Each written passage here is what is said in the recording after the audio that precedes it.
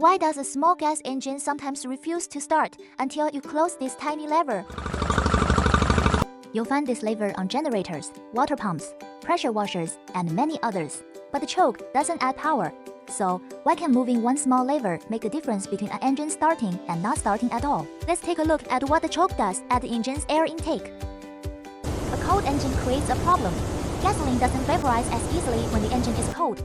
So even if fuel enters the carburetor, the mixture reaching the cylinder may be too lean to ignite reliably.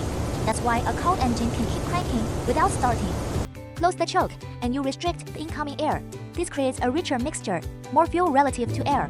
That richer mixture is much easier for a cold engine to ignite, and suddenly, the engine starts. But here's the mistake many people make.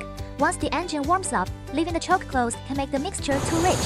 The engine may run rough, lose power, lose fuel, and even stall. So after starting, the choke needs to open again. So the choke isn't magic. It simply helps a cold gasoline engine get a richer mixture it needs to start.